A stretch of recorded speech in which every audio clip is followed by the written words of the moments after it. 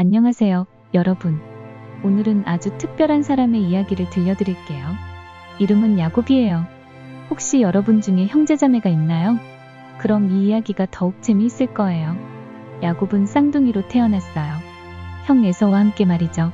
그런데 이 두 형제는 정말 달랐어요. 에서는 털이 많고 사냥을 좋아하는 활동적인 아이였고, 야곱은 조용하고 집에 있는 걸 좋아했어요. 이 이야기는 지금으로부터 약 4000년 전 아브라함의 손자 이삭과 그의 아내 리브가에게서 시작돼요.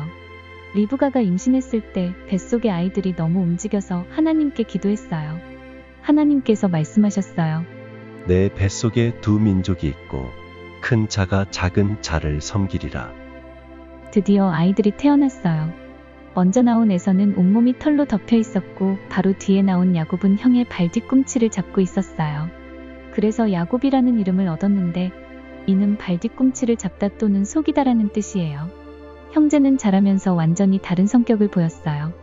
에서는 들에서 사냥하는 용감한 사냥꾼이 되었고, 야곱은 천막에 머물며 조용한 생활을 좋아했어요.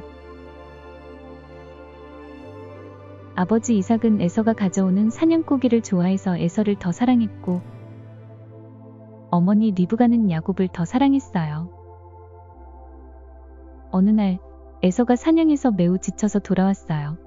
그때 야곱이 맛있는 붉은 죽을 끓이고 있었어요. 에서의 배는 너무 고팠고 그 죽 냄새가 정말 좋았어요. 야곱아, 제발 그 붉은 죽을 좀 먹게 해줘. 나 정말 죽을 것 같아. 형, 그럼 형의 장자권을 나에게 팔아요. 여러분, 장자권이 뭔지 아세요? 옛날에는 첫째 아들이 아버지가 돌아가시면 재산의 2배를 받고 가족의 지도자가 되는 특별한 권리가 있었어요. 그리고 하나님의 축복을 받는 특별한 약속도 포함되어 있었죠. 지금 배가 이렇게 고픈데 장자권이 무슨 소용이야? 좋아, 팔게. 에서는 당장의 배고픔 때문에 정말 소중한 것을 포기했어요. 우리도 때때로 당장 좋은 것 때문에 정말 중요한 것들을 놓치는 경우가 있지 않나요? 에서는 죽을 먹고 일어나 떠났어요. 성경은 에서가 장자권을 멸시하였더라 고 기록하고 있어요. 하지만 야곱도 형을 속인 것은 옳지 않았어요. 하나님의 약속은 하나님의 방법으로 이루어져야 하는데, 야곱은 자신의 꾀를 써서 얻으려 했거든요. 세월이 흘러 이삭이 늙어 눈이 어두워졌어요. 이삭은 자신이 곧 죽을 것 같아서 에서를 불러 축복을 주려고 했어요. 에서야, 나를 위해 사냥해서 맛있는 음식을 만들어 와라. 그러면 내가 죽기 전에 너를 축복하겠다. 그런데 어머니 리브가가 이 대화를 들었어요. 리브가는 야곱이 축복받기를 원했어요. 하나님께서 야곱이 에서보다 큰 자가 될 거라고 하셨던 것을 기억했거든요. 야곱아, 빨리 염소 새끼 2마리를 가져와. 내가 내 아버지가 좋아하시는 음식을 만들 테니 내가 가져다 드려라. 어머니, 그런데 형에서는 털이 많고 저는 매끄러워요. 아버지께서 만지시면 제가 속이는 걸 아실 거예요. 야곱도 이것이 속이는 일이라는 걸 알고 있었어요. 하지만 어머니의 말을 따르기로 했죠. 리브가는 염소 가죽을 야곱의 손과 목에 매끄러운 곳에 붙이고 에서의 가장 좋은 옷을 야곱에게 입혔어요. 그리고 맛있는 음식과 떡을 만들어 야곱에게 주었어요. 아버지, 저는 아버지의 장자 에서입니다. 말씀하신 대로 했으니 일어나서 제가 사냥한 고기를 잡수시고 저에게 축복해 주세요. 얘야, 어떻게 이렇게 빨리 찾았느냐? 아버지의 하나님 여호와께서 저에게 좋은 기회를 주셨습니다. 야곱은 심지어 하나님의 이름까지 거짓말에 사용했어요. 이는 정말 잘못된 일이었어요. 내가 내 아들 에서냐? 그렇습니다. 이삭은 의심했지만 털로 덮인 손과 에서의 옷냄새 그리고 맛있는 음식 때문에 속았어요. 하나님이 너에게 하늘의 이슬과 땅의 기름짐을 주시고 민족들이 너를 섬기고 백성들이 내게 절하며 내가 형제들의 주가 되고. 야곱이 축복을 받고 나간 직후 에서가 사냥해서 음식을 만들어 가지고 왔어요. 아버지, 일어나서 아들이 사냥한 고기를 잡수시고 저에게 축복해 주세요. 너는 누구냐? 저는 아버지의 장자 에서입니다. 그때서야 이삭은 자신이 쏘갔다는 것을 알았어요. 성경은 이삭이 심히 크게 떨었다 고 기록하고 있어요. 에서는 크고 쓰게 부르짖으며 울었어요. 아버지, 저에게도 축복이 있지 않습니까? 저도 축복해 주세요. 하지만 이미 축복은 야곱에게 주어졌고 이삭도 그것을 되돌릴 수 없었어요. 에서는 야곱을 미워하게 되었고 아버지가 죽으면 야곱을 죽이겠다고 마음먹었어요. 리브가는 에서의 마음을 알고 야곱을 멀리 보내기로 했어요. 이삭도 야곱을 외삼촌 라반에게 보내며 축복했어요. 야곱은 고향을 떠나 하란으로 향했어요. 처음으로 가족을 떠나 혼자가 된 야곱의 마음은 어땠을까요? 아마도 두렵고 외로웠을 거예요. 자신이 한 일들에 대한 후회도 있었을 거고요. 해가 져서 야곱은 어떤 곳에서 밤을 보내게 되었어요. 그곳에 돌 하나를 가져다가 베개로 삼고 누워 잤어요. 그런데 그날 밤 야곱에게 놀라운 일이 일어났어요. 야곱이 꿈을 꾸었는데 사닥다리가 땅에 서서 꼭대기가 하늘에 닿아 있고 하나님의 천사들이 그 위에서 오르락내리락 하는 것이었어요. 그리고 여호와께서 그 위에 서서 말씀하셨어요. 나는 여호와니 너의 조부 아브라함의 하나님이요 이삭의 하나님이라. 내가 누워있는 땅을 내가 너와 내 후손에게 주리니. 하나님께서는 야곱에게 세 가지 약속을 하셨어요. 첫째, 땅을 주시겠다는 약속. 둘째, 후손을 많게 하시겠다는 약속. 셋째, 모든 민족이 야곱과 그 후손을 통해 복을 받게 하시겠다는 약속이었어요. 내가 너와 함께 있어 내가 어디로 가든지 너를 지키며 너를 이 땅으로 돌아오게 할지라. 내가 내게 허락한 것을 다 이루기까지 너를 떠나지 아니하리라. 야곱이 잠에서 깨어 말했어요. 여호와께서 과연 여기 계시거늘 내가 알지 못하였도다. 이곳이 어찌 이리 두려운고. 이것은 다른 곳이 아니라 하나님의 집이여 있는 하늘의 문이로다. 야곱은 베개로 썼던 돌을 가져다가 기둥으로 세우고 그 위에 기름을 부었어요. 그리고 그곳 이름을 베델, 즉 하나님의 집이라고 했어요. 하나님이 나와 함께 계셔서 내가 가는 이 길에서 나를 지키시고 평안히 아버지 집으로 돌아가게 하시면 여호와께서 나의 하나님이 되실 것이요. 여기서 정말 중요한 걸 볼 수 있어요. 야곱이 꾀를 써서 축복을 받으려고 했지만 하나님은 야곱의 잘못된 방법에도 불구하고 당신의 약속을 지키셨어요. 하나님의 사랑은 우리의 실수보다 크거든요. 야곱은 계속 여행해서 외삼촌 라반이 사는 하란에 도착했어요.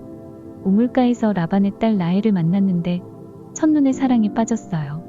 야곱은 라반에게 라헬과 결혼하게 해달라고 했어요. 라반은 7년 동안 일하면 라헬을 주겠다고 했어요. 야곱은 라헬을 너무 사랑해서 7년이 며칠 같았다고 성경은 기록하고 있어요. 드디어 7년이 지나 결혼하는 날이 왔어요.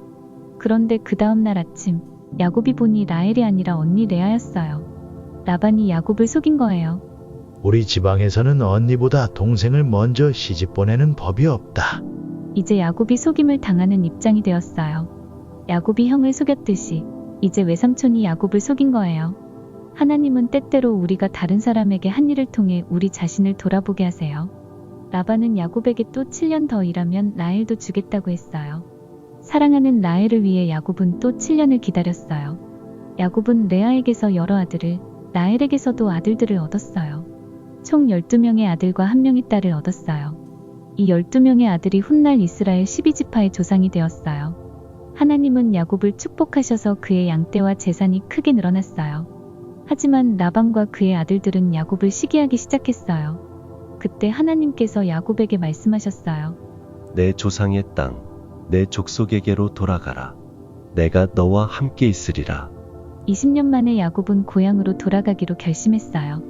하지만 한 가지 큰 문제가 있었어요. 형 에서를 다시 만나야 한다는 것이었죠. 야곱은 아내들과 아이들 그리고 많은 양떼와 함께 고향으로 향했어요. 그런데 형 에서가 400명을 데리고 야곱을 맞으러 온다는 소식을 들었어요. 야곱은 정말 두려웠어요.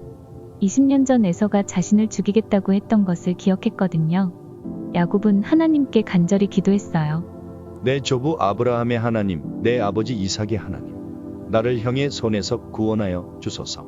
내가 그를 두려워함은 그가 와서 나와 내 처자들을 칠까 함이니이다.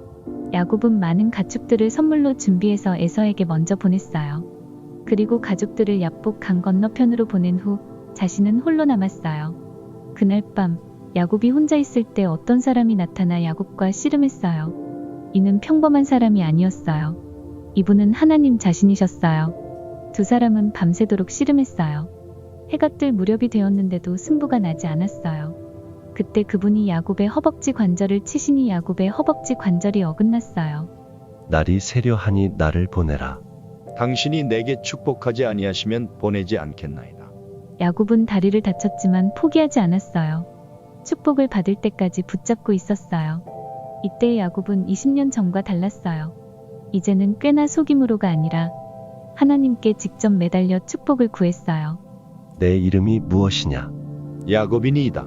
내 이름을 다시는 야곱이라 부를 것이 아니요 이스라엘이라 부를 것이니 이는 내가 하나님과도 사람과도 겨루어 이겼음이니라. 이스라엘은 하나님과 겨루어 이긴 자 또는 하나님의 왕자라는 뜻이에요. 하나님은 야곱에게 새 이름을 주셨어요. 이는 야곱의 인생의 새로운 시작을 의미했어요. 해가 뜨자 그분은 사라지셨어요. 야곱은 그곳 이름을 브니엘이라 했어요. 하나님의 얼굴이라는 뜻이에요. 야곱은 이제 절뚝거리며 걸었지만 마음은 평안했어요. 다음 날 에서가 정말로 400명과 함께 왔어요. 야곱은 형 앞에서 7번 절했어요. 20년 전에 교만한 야곱이 아니라 겸손해진 야곱의 모습이었어요. 그런데 놀라운 일이 일어났어요. 에서가 달려와서 야곱을 안고 목을 붙잡고 키스하며 함께 울었어요. 하나님께서 에서의 마음도 바꿔주셨던 거예요. 아우야, 내게 있는 것이 족하니 내 것은 내가 가지라. 아니옵니다. 내가 형님의 얼굴을 배운즉 하나님의 얼굴을 본 것 같사오니 나를 기뻐해 주시옵소서. 20년 동안 떨어져 있던 형제가 드디어 화해했어요. 하나님의 은혜로 원수가 형제가 되었어요. 야곱은 약속의 땅 가나안에 돌아와 정착했어요. 그의 12명의 아들들은 자라서 이스라엘 민족의 조상이 되었어요. 여러분, 야곱의 이야기는 여기서 끝이 아니에요. 하나님께서 아브라함과 이삭과 야곱에게 약속하신 것들이 수천 년에 걸쳐 이루어졌어요. 야곱의 후손을 통해 모든 민족이 복을 받게 되었는데 그것이 바로 예수 그리스도를 통해서였어요. 야곱의 이야기는 우리에게 무엇을 말해주나요? 첫째, 하나님은 완벽하지 않은 사람도 사용하신다는 것이에요. 둘째, 하나님의 사랑과 계획은 우리의 실수보다 크다는 것이에요. 셋째, 진정한 변화는 하나님과의 만남을 통해 일어난다는 것이에요. 야곱처럼 우리도 때때로 잘못된 방법을 쓸 수 있어요. 하지만 하나님은 우리를 포기하지 않으시고 우리를 변화시켜 당신의 목적을 이루어 가세요. 이것이 바로 하나님의 놀라운 은혜입니다.